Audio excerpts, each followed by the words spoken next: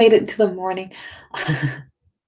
Welcome back. My name is Corey Thorne. I'm the spiritual healer for anybody who's new.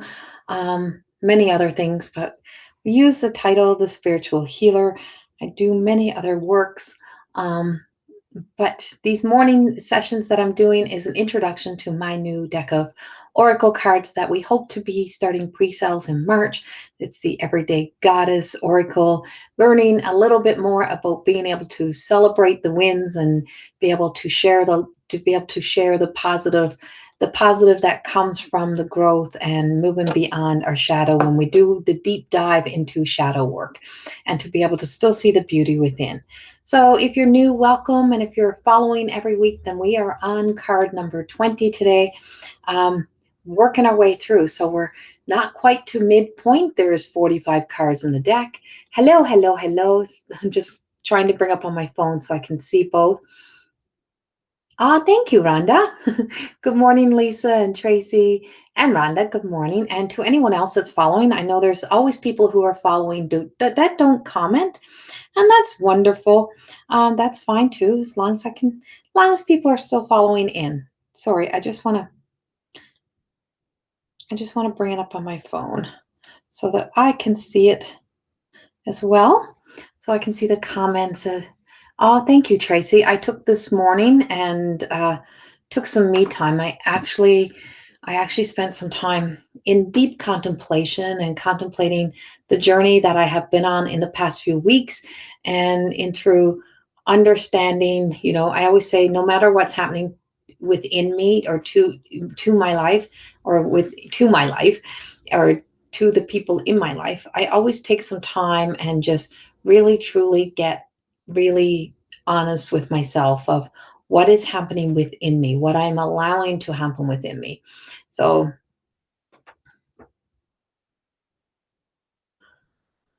yeah, Rhonda, I don't wear my hair out very often. It's not something I do on a regular basis. I used to always wear my hair, but with a neurological condition, everything that feel like, so it actually starts to hurt my head after a while. But I spent 30 years as a hairdresser, and I did years and years and years of weddings, years of working with brides. So updos were one thing that I could definitely, I well had perfected. I was a master colorist was my big thing, especially working with corrective coloring. Needless to say, I'm always still working in correcting our path, correcting our direction. You're not talented enough, Tracy. Well, these great little pointer holders are the best thing ever, and they hold everything in place. Thank you, Joanne. So this morning, like I said, I took some time with me. I spent some time with me this morning, and really, truly spent some time with my angels, with my channels, with all the parts of me that come through from the higher self, all the parts of my universe, my world. And I asked myself some deep-seated questions. And one was about justifying, about, always feeling like I would have to justify who I am, or I've always had that desire of thinking, I just want to tell everybody in the family, why are you so afraid of me? Why are you so scared of not everybody. So I got a lot of people in my family, but I mean like the people that kind of, with not just family, but friends that are afraid of my work, afraid of what I do, that try to say I'm doing devil work, or I'm worshiping something. And I'm like, I've actually stepped into worshiping me. Like, and I don't mean arrogantly, I mean in honoring who I am, that I arrived this way. And so everything that I thought everyone else was like as a kid, or I thought everybody else could see, hear, feel, sense, I just thought that was normal. So I thought everybody could. So the frustration was more than I could bear sometimes. And so then you start to wear roles and then you start to downplay who you are. And so really working on the word justification this morning. That was my word of today that I dive deep into. And so what I do is I choose words that I use sometimes in, why do I justify everything? Why do I feel a need to explain to people myself? Why do I need to explain my work? Why do I need to explain my whys? And so justification was my word of this morning. And so, and it's we understand that it's okay, right? And that's like, and I get that. But what is the deep seated why? And so the deep seated why, what took root for us to allow it to continue?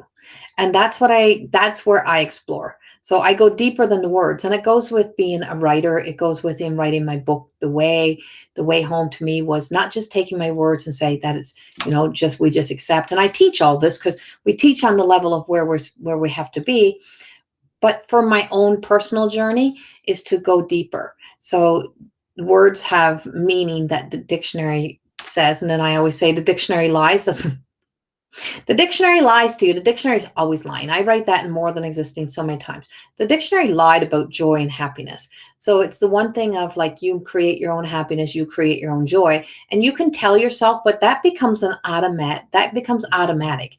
So when it stops having energy, then the word is nothing.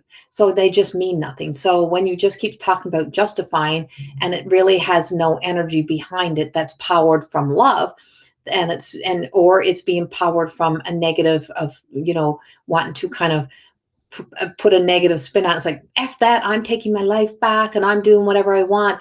Well, that's not the energy that I also want inside of me, and it's not the energy I want to live with. And because that starts us really starting to create identities that don't align to who I am every day. And so returning to the everyday goddess in me, the everyday woman is, I'm a pretty simple person. I live a pretty simple life. And I don't have to pretty it up. And I get teased about this from a lot of my friends who have a lot of things. And they're like, you own shit all, like you own hardly anything. And I'm like, I know, I've never owned nothing. It's like I give everything away, and I have, I have a few little items, or I have very little items, and I have a ring that I wear that I bought for me right there. And I bought that when I very first moved to Alberta on eBay, when eBay very first started. And I found out that it was an old lady who was kind of getting rid of her jewelry because nobody in the family wanted her jewelry. And she sold me this little ring for $80 on eBay. And it's more my daughter's birthstone, not even mine. There's diamonds on the side. I'm a diamond. I'm an Aries. And I've been wearing that ring ever since for years. And so I want to say close to 20 years I've been wearing this ring. And that ring, everywhere I go, people say, every jewelry store I go into, they'll say, oh my God, you should get that appraised. Well, the ring is now worth money, but it's the only piece of jewelry that I actually have. Right. And so there's so much of me that's so simple. And it's like, and so when you get back to you, when you return to your roots, it's not your ancestors' roots. And that's what you get really clear with. You're not returning. Good morning, everybody who's joining in, by the way, as I'm talking away. It's not about the ancestors' roots. It's back to your roots. And so when you can start to get to your roots is that it's not about a poverty mind. It's not about that, I don't have all these things.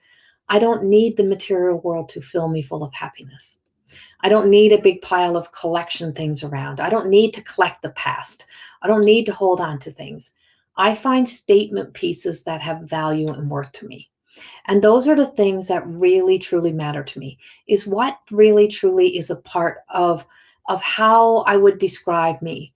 And so simplicity is one of those things. So justification really is not just always justifying myself is not really a part of who I really am.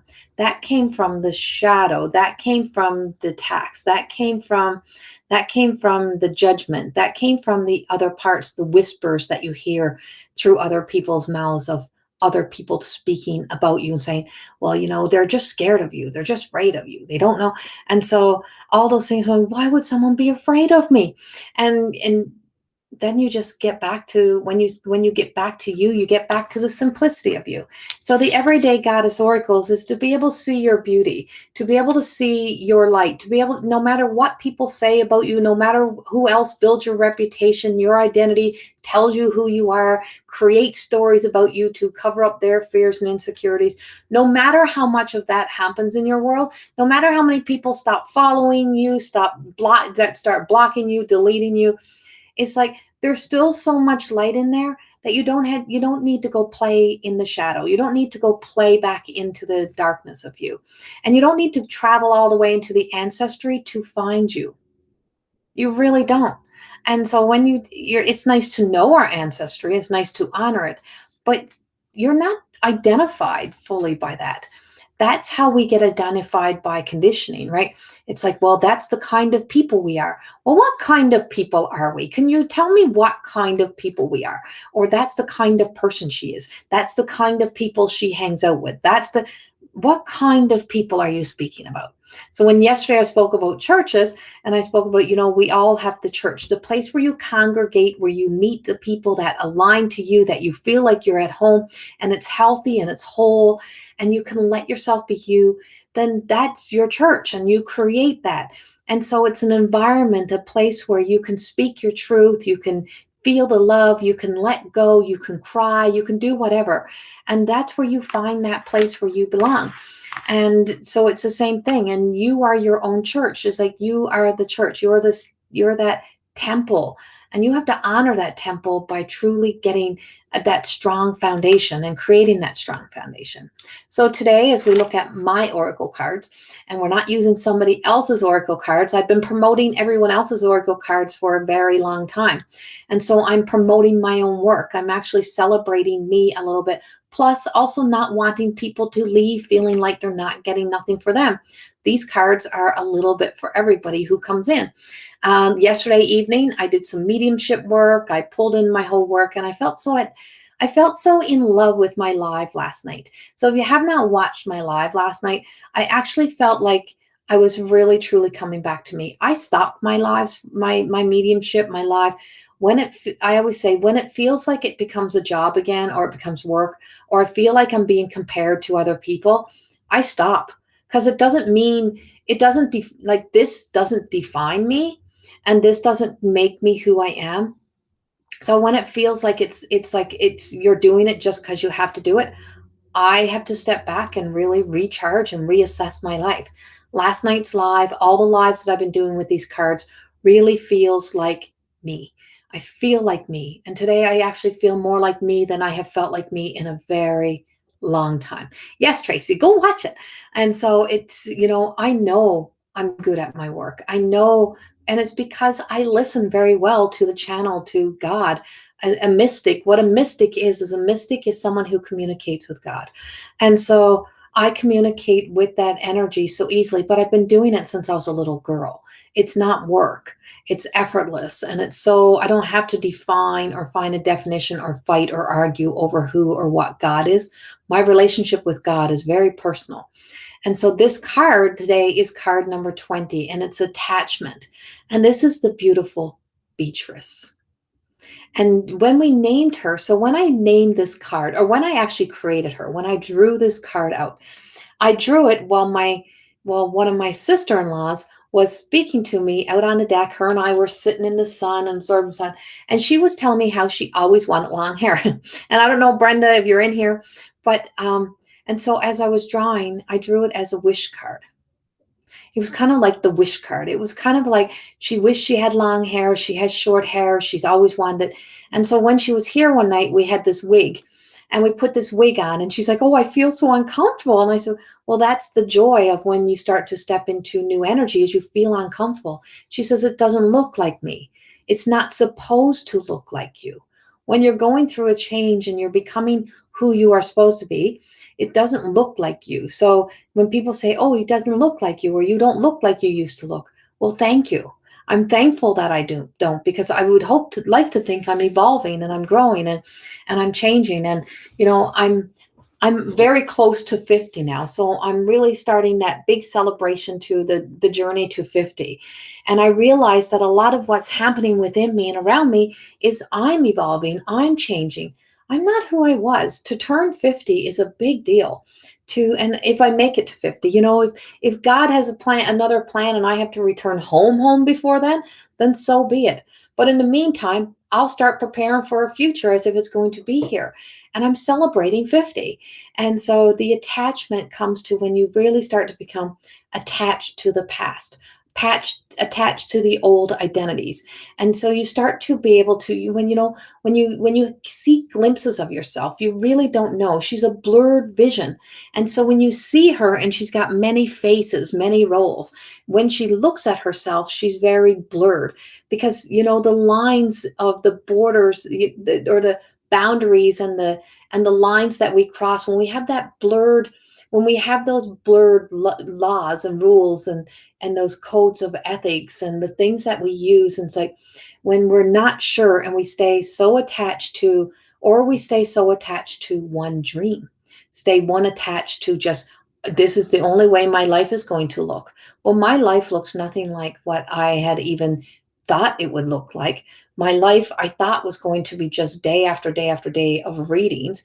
I never thought I'd be an artist or, a creator of books, an artist, a writer. I never thought that my creativity would take me to fully being a creator of Oracle, or to be owning a school, to be a school marm, to be a a head mistress, a head principal of a school. I never thought that's where I would be. I never thought that I would ever be in partnership. And I say, I'm never being in partnership again. But truth was, I never stopped being in partnership because I've always been in partnership with God. And so there's and I've always been in partnership with myself in all versions of me. And so the little bee that you see that's also there is about a bee defies all odds.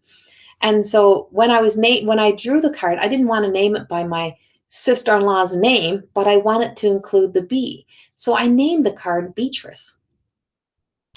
And when my partner Corey was home one night, he said, "Hey, that card is Beatrice." And I said, "Yes." He said, "Snowflakes." And I said, "What?" I said, "There's no snowflakes in that picture. It's all sunny." He says, "No, the song by my cousin Snowflakes about my grandmother Beatrice." And I went, "Oh my God." I said, "I created this card about around your sister." I said, "That's who gave me the inspiration." And he said, "Well, maybe Beatrice gave you the inspiration to not be attached to the past, to not be attached to what was, but what's possible, what could be." And so this is truly mother energy, and truly about what can be. She's dreaming of what could be if she wasn't so attached to pleasing everybody, if she wasn't so attached to the roles and to the identity, if she wasn't so attached to what she thinks she should be. And by truly exploring your words deeper, by looking deeper, is that you're able to move beyond. And a bee, if you look on my Instagram or farther down on my Facebook, in the summer, you see me sharing a story about a bee and how I saved the bee. And I wrote a whole blog about saving the bee, but the bee was actually saving me that day. I was spiraling. I was upset. I was going through a lot. It was when I was in my deep dive of taking the dark night of the soul through the stories of depression and mental illness that are largely a part of my past history, not my personal history, but my past history of the traumatic experiences that I was placed in and witnessed through people in my life. And so when I was sick, this bee was stuck in the spider web. Now I could have let the spider eat it and eat that day, but it was still flicking around. And I'm like, I need to save that bee. And so I decided that I would get a Q-tip, and myself and Corey, and I was spiraling, I was angry, I was blah, blah, blah, my mouth was going.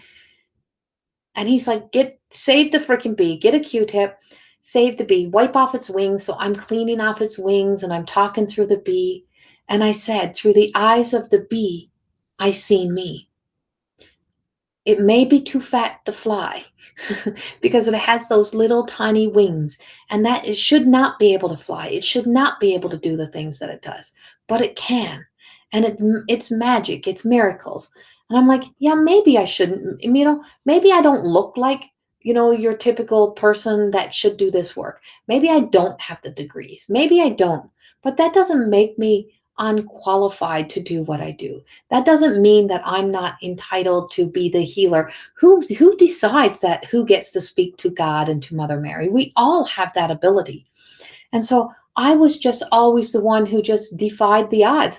No, I couldn't see it. No, I wasn't seeing this visible. No, I can't hold it in my hands, but I know it.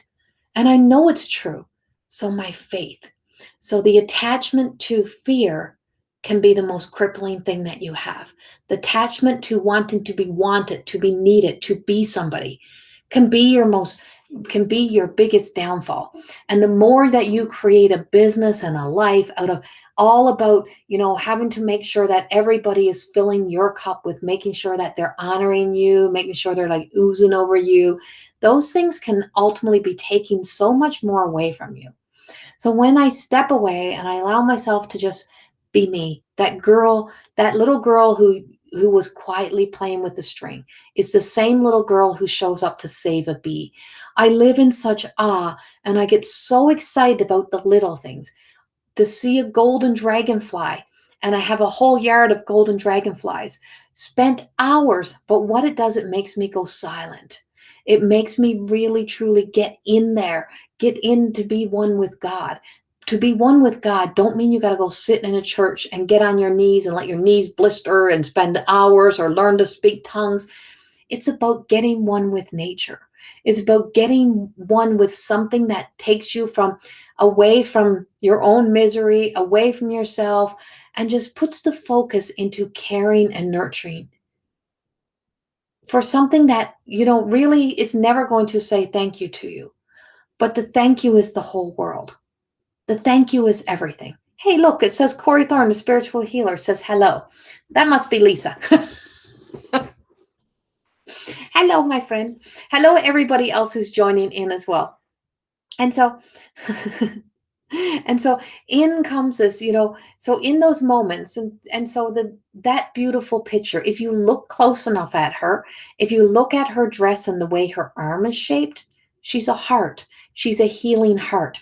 Our most beautiful healing happens when we start to be able to not be focused on our dreams not happening or focused on how, the setting goals and being so focused on, I have to get there, I have to get there. It's about living in the now and seeing through the little things, seeing through the little beautiful little pieces of life. Oh, don't answer that, Rhonda. I think I caught it right away. And seeing through those little pieces, those little things, the opportunity to dream. A golden dragonfly. I never really seen a golden dragon, all golden dragonfly until the summer. And when I seen one, when I stopped to play with one that was on the bench and take all kinds of pictures of it and just sit there with it, the next day, my whole yard was full of golden dragonflies. And I'm like, look at that. God bought me gold.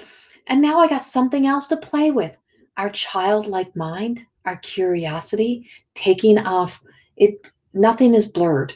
When you let go of all of those attachments and you just let that simplicity heal you. Healing is so simple. Awakening is so simple. But the journey through it is more complicated because there's a lot of complexity that has been pushed into our lives through the conditioning. Other people's complex situations, complex life leaves us believing that we have to live a more complicated life or we have to keep pushing to achieve these things. So I say what my biggest thing is like, I'm done working. I'm retired from working. But I'm not done living in my passion. I'm not done living with love. I'm not done creating, but I'm done being like a servant, a slave to the time of work and to, oh, I got to be there. I got to do this. I got to make that happen. I got to be that popular. I got to have that many followers. No, I'm done with all that shit. Yeah, I caught it, I think, friends. I think I got it. I just blocked it. And so Yeah. And so instantly it's like, and so when you truly just like allow yourself to just sit back, breathe, things become clearer. So if you look in her crystal ball, there's a very clear vision. So I know clearly what I want my future to feel like. I know, yes, Lisa's here. You haven't got to worry. If Lisa's here, there ain't no spammers being able to take over this page. And so when you look into that crystal and you say, I don't know concrete or hardcore of what my future will look like because it's non existent. It's not here yet, but I know what I want to feel. And you should know what you want to feel. You don't want to feel the misery you lived in the past. You don't want to be constantly losing yourself to make sure everyone else is happy. You want to be able to live in contentment and peace. And if you're fighting for those, if you're fighting to make that happen, if you're fighting for serenity, if you're fighting for any of those things to happen in your life, they're never going to come. They will never be here. And that's a truth because the fight for it keeps taking you further and further away. More Than Existing truly was created from my journey to let go. And it's been quite the journey. From what started as a 6-month program has turned into a whole almost like 8-9 month program in total with 4 levels. It's a certification coaching program certified through More Than Existing. So certified through the More Than Existing program that you can become a light worker coach. It's about embodying light. It's about living in the energy of light. It's about realizing that not everything will have a right or wrong answer, but also recognizing that when you're embodying light, you can see how much or how many parts of us or how much of our lives we actually live appeasing the shadow of us, appeasing the side of us. And when you question, well, why do you want to have that? Why is that your goals? Why are you, well, I want to get back at those people and I want to prove to this person well, you're not going to prove nothing to anybody. And those people really don't really care if you even justify or if you become successful. It doesn't mean it's going to change how people think of you. It's just going to want you to be still craving more. When you stop needing to crave that more, all because of that sweet revenge or that reward to show people who you are, it's not going to take you closer. So to more than exist means that we stop living through that, through the shadow of us, and we stop playing with our shadow, and we take that light and we embody all of that light. We embody it all and we live from that place. But it takes ownership and responsibility.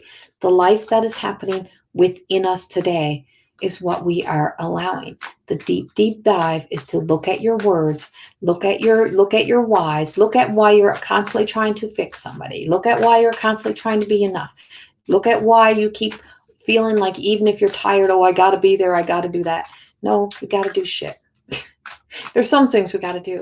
But when you become clear in that crystal ball of what I want to feel like, what I want my future to feel like, what I want my happiness to feel, what I want what I want happiness to feel like to me, not just a definition of what it should be like, and that somebody else can't provide that.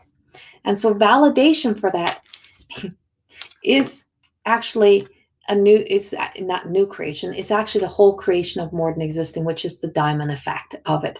So we've just been trademarking, More Than Existing is fully trademarked, and within that is all the things that are confined. So we just copyrighted this whole diamond effect and this beautiful diamond effect of More Than Existing. When you take the diamond and you look at the diamond closely, you look at all the triangles and you bring it all to place, when you unlock, so when that whole diamond that you try to hold on to, that the world or others have placed value into, and then you start to create, and you've already seen this card. No, she hasn't come up yet. She's 23.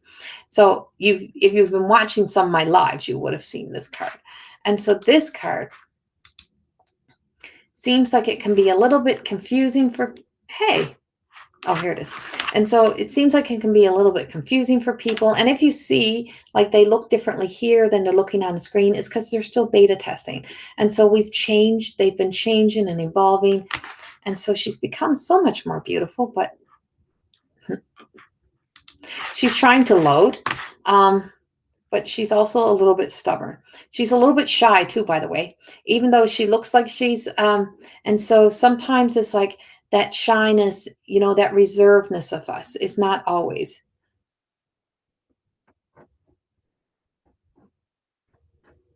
Yes. And so, yeah, work on you first, right? It's like you do you first. So it's like I always say you don't have to fix it. You're not, but it's like do you first, right? Do the things for you first, and then you can help others. It's so important. She's not shy. She seems shy. She just sometimes don't feel like she needs to share. And sometimes she just feels like she don't need to be a part of anything. She don't need to engage in all the conversation. That's funny. She's really not opening. Let's see. Let's try this again.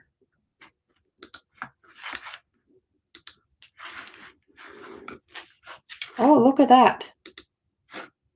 Well, that was a stubborn little energy. Here she is. And if you can see, she's got like shimmers of the silver threads. And that silver thread is that's a part of your divine connection. That's a part of your source connection. That is the part of the spirit within you connection. It's a part of the connection that you connect, that you are you're the exact same energy as your guardian angels. You're the exact same energy as your loved ones on the other side. So why are we so afraid of ghosts? Why are we so afraid of the things that we cannot explain? Why are we so afraid of the unknown? Why are we so afraid of that invisible energy when everything that you can't see creates you? Your breath is invisible. You can't see only in the cold winter you can see that. Well, it's just like a spirit that comes through to show you their holographic view of them. They come through in those moments of when you need them the most, and they show themselves. They make themselves apparent to you to kind of show you, why are we so afraid? We're afraid of our past. So the diamond effect to outgrowth effects. She is Christiana, sorry, she's Christiana. And so I named her that because she's also what we call the diamond effect, is what we call our Christ-like light. And that's the diamond light. It's the Christ-like light. It is that it's after we let things die, when we go through a rebirth and that awakening, when the tombstone goes across and you rise and you walk from the darkness, when you know now that what you're holding so strong in your hands is you, and that you have to make it to, you have to bring it all the way home. You have to get all the way home, and that you're going to meet challenges. You're going to have people that are going to be against you. You're going to have people, it's like, that are not going to stand up for you. You're going to have people that are going to just like walk away from you. But when you start to know you're not offended by that. You don't really care. You'd love for people to stay, but if they don't stay, then that's on them. It's like they have to live with that, and they're the ones missing out, not you missing out, right? They're the ones missing out. But it also shows you like the card. So is that a card or is that a book? It can be either. And so when you go from beginning to end, when you see yourself at the end, and you don't be waiting for that big win, that big thing, is that you know that you're taking the journey, and the big is that you've made it to the end. You see the success of, I see myself, I see my strength, I see the courage, I see what it has taken to achieve this level. So it's like to outgrow the effects, to be able to see, it's like a tree branching new limbs. It's like the trunk, the core center of you is that same strength. You just got to remember your strength. And so then you can branch out, and so many parts of you can branch and extend yourself and still know who you are strong at the core. So my connection to my God consciousness, to who I am as a psychic medium, to who I am in my gifted as a channel, and a mystic, and my relationship to God consciousness, and all of those things don't change. But I'm so willing to explore. I'm so willing to listen, to be open minded. And so when you allow yourself to see with your third eye, and you start to open and cleanse the third eye, clearing the clutter, not allowing the past, not allowing the clutter in the mind to lead the way. not allowing your thoughts. And you can validate the emotions, but it doesn't mean the emotions are telling you a truth, because emotions lie to us. But it's like you validate those. But when you know that there's something more, and that you need to, and so when you close your eyes and you allow your eyes to look up to the third eye, and you start to see like a light or this blurred vision, well, this is blurred means that it's taking away the focus of what the human eye's seen, so that you can see something beyond that. But the problem is learning to trust that, and having to learn to trust that other vision, to be able to trust. And so the diamond effects to outgrowth effects, she's still in the mother energy, because she's still learning, she's still questioning, she's still evolving. And so this is where mirror work comes in, the mirror reflection. And so I always say, through the eyes of my so-called enemy, I see me.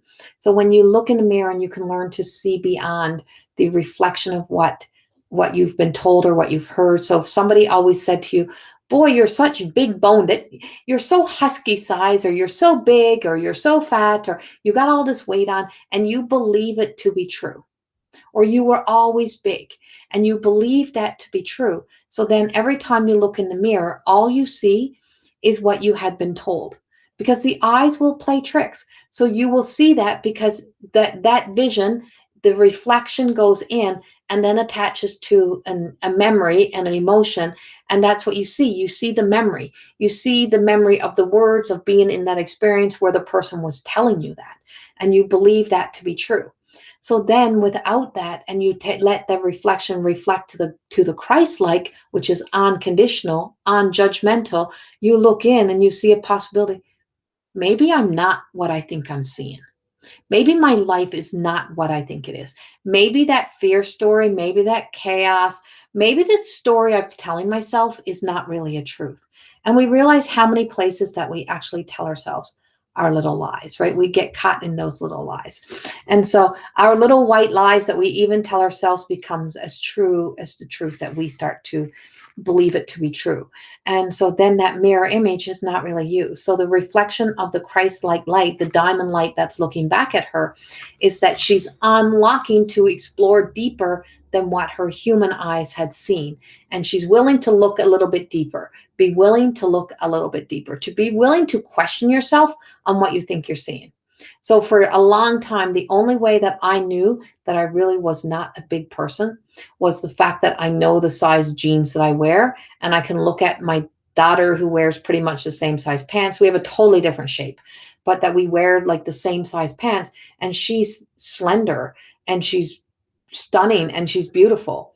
And so through her eyes and through looking at her, then I couldn't be what I was seeing in the mirror, right? I couldn't be what I was seeing in the mirror. And when you can't be what you're seeing in the mirror, right? When you can't see, when caught it again. So when you start to realize, well, I'm not what I'm seeing in the mirror, well, then everything that I'm seeing in the mirror maybe not be as I thought it was. So everything that I remember in the past through these eyes that have the possibility to not be telling me the truth, maybe everything I seen and witnessed may not be exactly as I thought it was. And so I stopped comparing it to having to say to myself, well, okay, I know now I live in a much healthier body, and and so when I look in the mirror, instead of comparing myself even to a size, I always look in and I'm like, you're very healthy. You live a very healthy life now.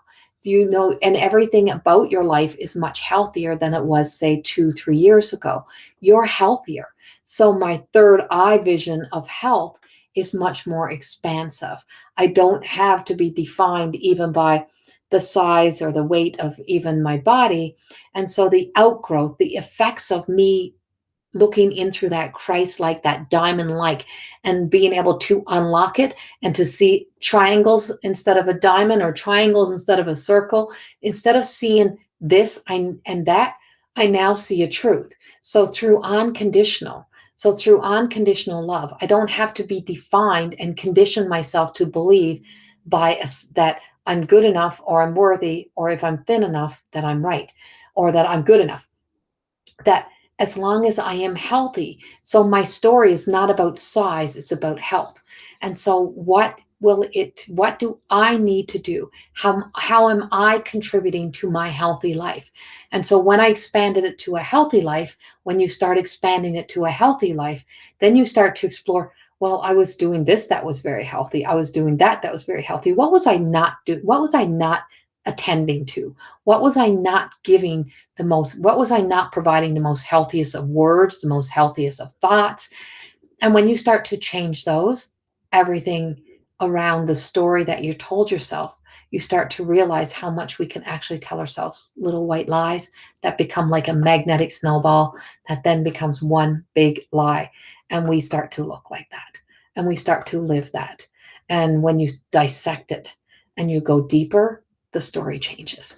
And that's a whole part of more than existing. Thanks, everybody. This is my morning hair. I was on the phone with my dear friend Joy and pinning my hair up to be able to come into live. I haven't really done much this morning. And so now we're going to do another validation card to this. And because I have a little extra time this morning, or we're afternoon now, this afternoon, I will continue on a little bit here. Oh, look at O'Malley. Oh my, so this is card number 28. And I remember sharing this card when it was first done. And I remember when I first received this card. So when I drew her, she was more like the Day of the Dead type of look. Like that was the look that she had in my sketch. And I love how the artist, and I give the artist full reign because I truly don't believe we should mess with the creativity of from one to the other. There's little things that I change, but for the most part, we're both channeling through how the words and the energy makes us feel. And so, hold on. I just got to make room for her to come up here, but I got to hide this one. And this is O'Malley. So she is the imposter. So when we start to get caught in those real story coming out here this morning, O'Malley is that imposter light. When you start to follow what I call the imposter light, not the Christ-like light, but looking through the eyes of other people that you think, oh, if I could just be like them. Oh, look, they have the perfect family. We get the Instagram, the Pinterest stories and like, oh, I've created this and my house is perfect. My life is perfect. I always say dive deeper because sometimes that sense of perfection is actually a trauma response. And when you understand the psyche of our actions and our behaviors and our responses, is that sometimes, to have things well organized, and yes, I have those organized drawers in becoming a clutter coach and doing those things, but there's other parts that are not so perfect. So I don't pretend that it's perfect. And so that sense of organizing so that you're efficient is one thing, but perfecting the image and perfecting the life. And I would say, so when you become an imposter to your own life, when you start to not even know who you are because you're so busy filtering and trying to be somebody else. Yep, got the spam, Ashley. We got it. And so when you become that imposter to that light, when you start to be able to see, just like the spam is an imposter, right?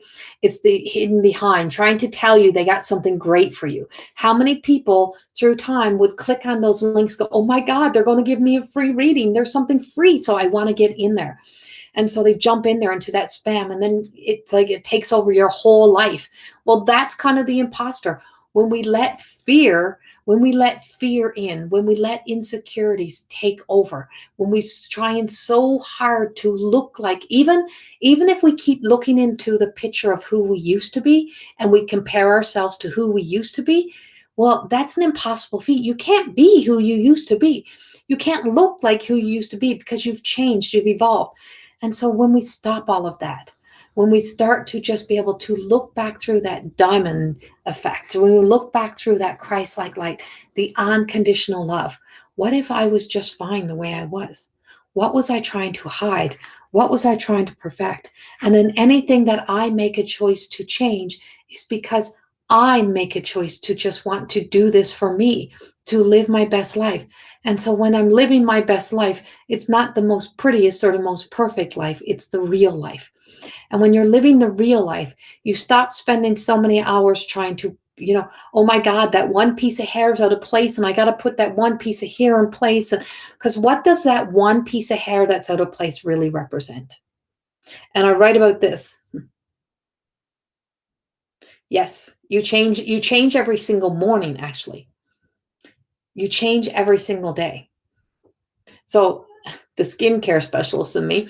So the advanced esthetician in me can tell you slough off the cells and that so you actually change every single day. So you're never the same person you were the day before.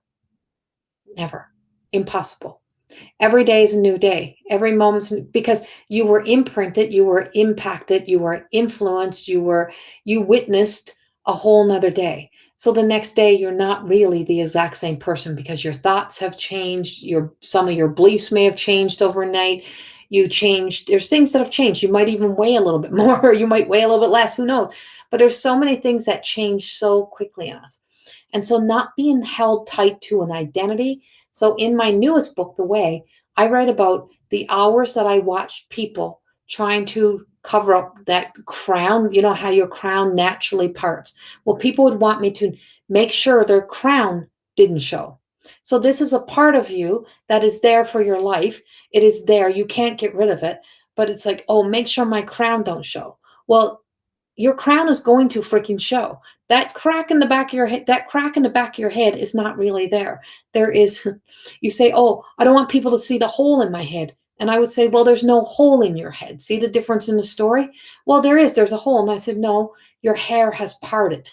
Your hair has parted ways with one side to the other because the growth is different on each side. The way the follicle falls and the hair grows from it is that you're trying to force the hair to go the direction that it's not meant to go. So you're trying to control the hair that doesn't want to go that way. If we add a little bit of weight or we change the direction, we change the flow, you can make it less obvious. But the hours that you're wasting and time that you're wasting trying to perfect it is only for that moment that you're perfecting in the mirror. Because the minute you walk in the wind or you make a change that you change direction, well, the hair also parts again.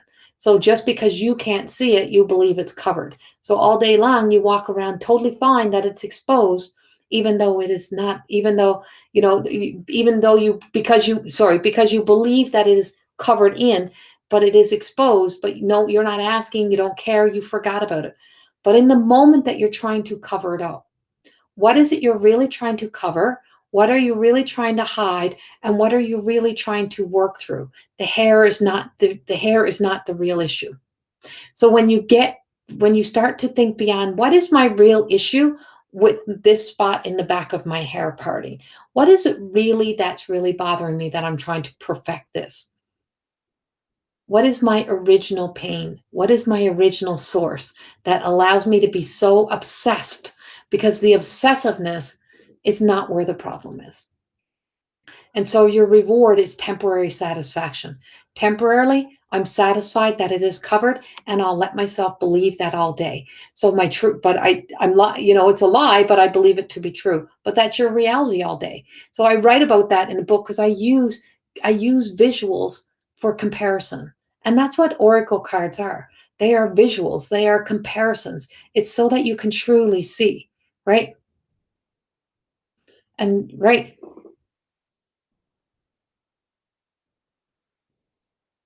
that I don't like my crown, right? What do you like about your crown? You can't change it. You can't cut away your crown. You can't cut it out. You can, you can find hairstyles that will somewhat make it different. But what is it about the crown that you don't accept? And so when you look at the crown, now think of a bigger crown. Think of what your hair represents to you. Think about what a crown means.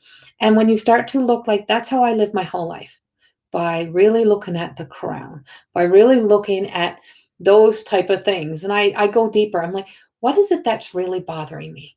What is it that person is really so caught up in? What is it they're trying to hide? What is the perfection? And that's what the oracle cards are. The oracle is about your attitude. No matter how much you try to pretend you don't have an attitude or that you got everything in place and you got everything all figured out, our attitudes show. Our attitudes are always showing, even if we're just trying to be too freaking happy, right? It's like if it's too much of one thing or too much of another, it's an extreme to one side or the other. in the balance, the center. It's like, yes, I like this to look good. I know it's going to fall apart, but for right now, I'll put it in place. I'm like, oh, fuck it. It's not going to stay. Who cares? I'll just accept it is what it is, and I'll try my best to work with it. That's the truth, right? And that's your truth. Right? They do what they want no matter what. Yeah. So like I have a cowlick in the front. I have a heart. I don't really have a heart-shaped face, but it's like these, I have a diamond face actually more than I have a heart. So these little cowlicks, when I wore bangs, would always be standing up. And I'm like, and people would come and push my hair down for me. Like, why doesn't that bother you? And I'm like, because I don't really care. I got much more bigger issues than worrying about the cowlick sticking up. That's the least of my worries when I have my whole world falling apart. I'm not worried about that. And so my solution was to grow my bangs out. I grew my bangs. And by not having bangs, I didn't have to worry about the cowlicks. It actually works fine now. It works perfect to have longer hair. So, it's like I just found a solution that worked and I didn't take away the problem. I didn't take away that. I found a solution. And that's the whole thing. Instead of trying to mask and try to hide, it is about finding solutions. And it's not staying in the problem, it's finding solutions. Some of it's not going to go away, but we find solutions, right? Yeah. Yeah. Don't say anything. Hey, friend, sometimes you just don't say nothing. Okay.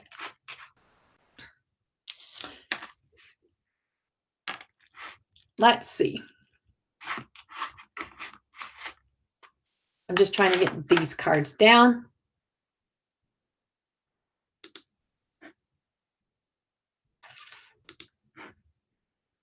So our original card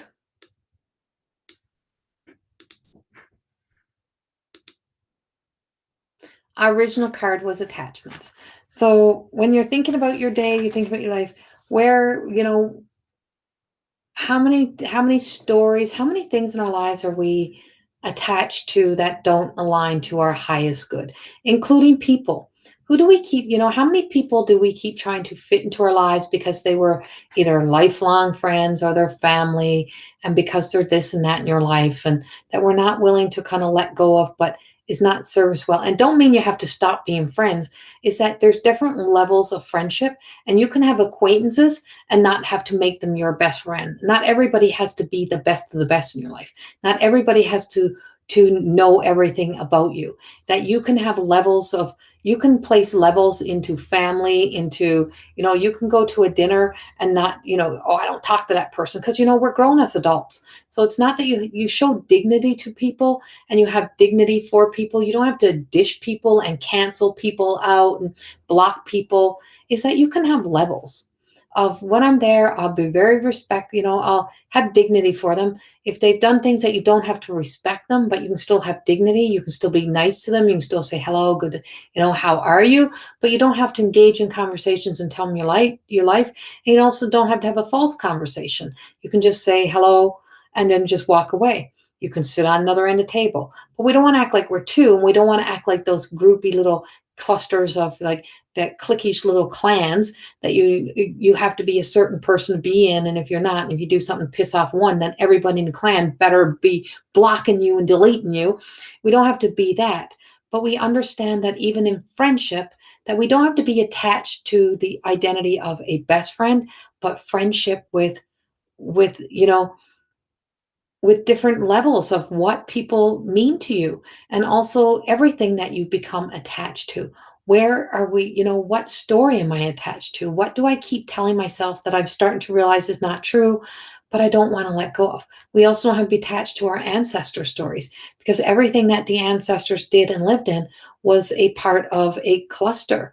And so it's the same thing when I hear people talking about, well, the ancestors did this, and they did these. Same thing with even like the use of psychedelics now. And people ask me what my view is on psychedelics, and I'm like, I don't really have a personal view. If you want to do them, freaking do them. I don't care. Don't mean nothing to me, but it doesn't mean that it's going to be in alignment to me. I said, but is it one more thing where what are we avoiding, or why are we trying to take a fast track to move beyond what we need to put the work into? Because A lot of this stuff was used when groups and were in their community, in your tribe, in your group, and it wasn't, the world wasn't bigger. So it's not about being able to cope in a past society or a past world, or being able to see yourself always. I said, I can astral travel like nothing else. It's so easy for me. I can shape shift and move myself into a future self very easily. But my me of today is not there. You still got to come back to today, and you still have to live in today. And the problem is that we're constantly trying to detach and disassociate. It's why we have all the isms and the conditions that we have, is because we can't cope in today, because we're always trying to cope, always trying to live through the past, or trying to avoid the things that we have to face right now. Learning to live in the day and learning to live in this moment should be the utmost importance. And I learned, really truly got that at a whole nother level from a friend of mine, that when she had to go through her grief and had to go through her pain story, the biggest thing that she told me was that she had to make sure that her meditations kept her grounded and rooted in who she was in that moment. She couldn't avoid what she needed to deal with, because it had to be dealt with. She had to experience the grief, and she had to go through the stage of grief. The grief never ended. The pain never ended. What's missing cannot come back. But she's still here. And because she's still here, she has to live in the now. And she can't be, and she has to be able to be present in the moment for the life that she still has to live in today. And that's called living on purpose. And that takes great courage. It's not courageous to take psychedelics to escape life. That means we're just escaping again. It takes courage and faith and strength and a belief in in what we have inside of us right here, who we are today, to be able to do the hard stuff, to deal with the things that we need to deal with, so that we're not suppressing it anymore, so that we're not escaping one whole stage of life. Let's just go to sleep and pretend it didn't happen. And then if we all just go to sleep and pretend it didn't happen, if we just all numb ourselves and we pretend it didn't happen, then we can just avoid this. And when it's all over, we'll just stop taking everything, and we'll just go, and then we'll just live in our new reality. Well, all we did was suppress it even farther. We pushed it down even farther. And then that everything will repress eventually. Everything will repress, regurgitate. Look at clothing, look at styles. It's because everything just keeps going around in cycles. They run out of new ideas. You run out of things. And so there's only so many things to recreate over and over. So instead of, let's deal with it, and then we have the possibility to start being innovative. Now we can start innovating from learning from the previous, but also learning from our now. What is not working right now? What is not aligning to us right now in life? Deal with the now. Live here. Create from here. Heal from here. And when you learn to heal from here, you truly will see the beauty of the journey, and see the value in appreciating who you are today and doing the work from right here now. So I hope these cards really resonate with you today. And for anyone new joining in, this is my deck of oracle cards that I have created with a beautiful artist named Amelia Richard. And this is these, and we're still beta testing them. The back now looks even different again. The cards have changed from this. I'm sending them to print again today so I can get some new beta decks, and hopefully that's the final changes. And then I can finish up the last of the book right away here, and we can get them off to publishing, and we can start pre-sales. But this is the Everyday Goddess Oracle cards. And I'm just going to shrink this card down so you can see the box cover on my back wall there. If you see the pink box, then it's the Everyday Goddess Oracles. And this is the beginning of another new journey for me. And if you're absolutely new, I'm also the author of More Than Existing and the creator of the program that's offered through Corey School of Magic, plus many amazing programs. Corey School of Magic is a platform. It is not about It's about everything. It's about finding the magic in you, what lights you up, what allows you to live your best life.